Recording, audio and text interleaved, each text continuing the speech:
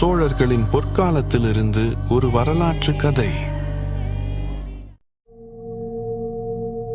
11ஆம் நூற்றாண்டில் ராஜராஜ சோழன் 1ஆம் ஆட்சி காலத்தில் சோழ சாம்ராஜ்யம் தென்னிந்தியா முழுவதும் ஒரு பொன் சூரியனாய் விரிந்து பறந்தது.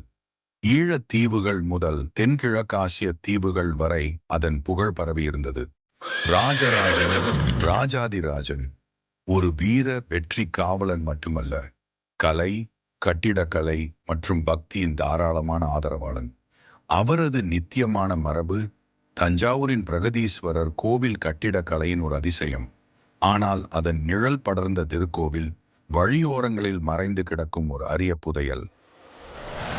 மயில் விளக்கு, சோழர்களின் பொறியியல் மேதைமையின் ஒரு சின்னம். பிரகதீஸ்வரர் கோவில் கட்டி முடியும் நெருங்கிய 1010 சியில் ராஜராஜ சோழன் சிவனுக்கு தனது பக்தியின் ஒரு சின்னத்தை உருவாக்க விரும்பினார். அது யுகங்கள் கடந்து ஒளிரும் ஒன்றாக இருக்க வேண்டும். அவர் சாம்ராஜ்யத்தின் சிறந்த கலைஞர்களான சுவாமி மலையின் வெண்கல வேலைப்பாடு நிபுணர்களை அழைத்து, கைலாய மலையின் ஒளியை போன்ற ஒரு விளக்கை உருவாக்குங்கள், அது இறைவனின் பாதையை 1000 ஆண்டுகளுக்கு ஒளிர வைக்கும் என்று ஆணையிட்டார். கலைஞர்கள் ஆலோசித்தனர். வெண்கல விளக்குகள் பொதுவானவை, ஆனால் ராஜராஜனின் ஆசை ஒரு அசாதாரணமானதை கூறியது. முருகனின் வாகனமான மயில் மற்றும் சோழ ராஜ்யத்தின் அடையாளமான மயிலால் ஈர்க்கப்பட்டு அவர்கள் ஒரு தனித்துவமான விளக்கை வடிவமைத்தனர். மெழுகு வார்ப்பு முறையால் செய்யப்பட்ட இந்த விளக்கு ஒரு அலங்கார மயிலின் வடிவத்தில் உருவானது. அதன் விரிந்த தோகையில் தாமரை வடிவங்கள் செதுக்கப்பட்டு 100 திரி விளக்குகள் பொருத்தப்பட்டன.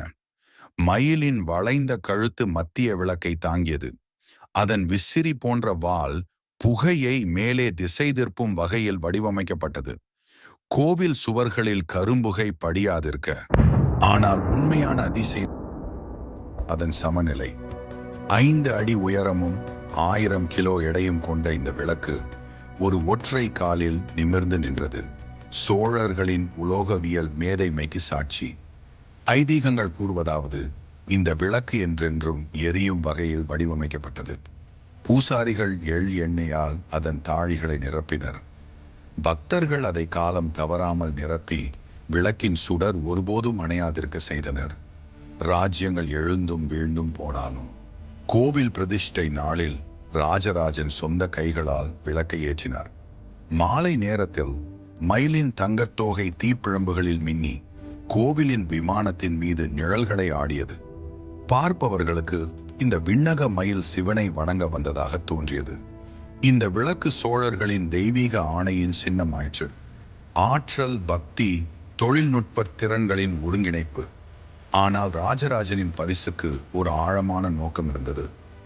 தக்கான சமவெளிகளின் சொந்த வாசியான மயில் சோழர்களின் வெற்றிகளுக்கு ஒரு நுட்பமான சாட்சியாக இருந்தது.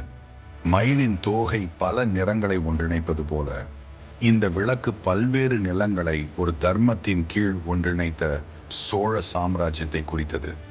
நூற்றாண்டுகள் கடந்தும் மயில் விளக்கு பிரகதீஸ்வரர் கோவிலின் உள் சந்நிதியில் இன்றும் நிற்கிறது. இப்போது அதன் சுடர் திருவிழாக்களில் மட்டுமே எரியும். 20ஆம் நூற்றாண்டில் தொல்பொருள் ஆராய்ச்சியாளர்கள் கோவிலின் புதைவளாகத்தில் இதன் ஒரு நகலை கண்டுபிடித்தனர். அது இப்போது சென்னை அரசு அருங்காட்சியகத்தில் காட்சிக்கு வைக்கப்பட்டுள்ளது. அதன் சிக்கலான விவரங்கள் அறிஞர்களை வியப்பில் ஆழ்த்துகின்றன.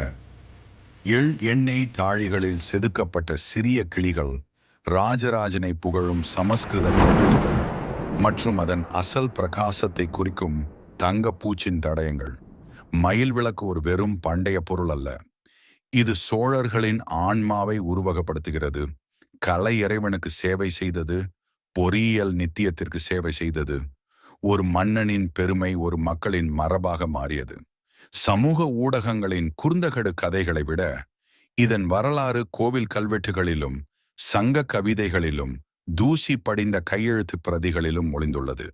அதன் மௌனமான தங்கச்சுடர்களில் தெய்வத்தை தொட முயன்ற ஒரு நாகரிகத்தின் ஆன்மா எரிகிறது. சோழர்களின் பெருமை கூற ஒரு யுகம் போதாது. வேறு ஒரு வரலாற்று கதையில் மீண்டும் சந்திப்போம். நன்றி.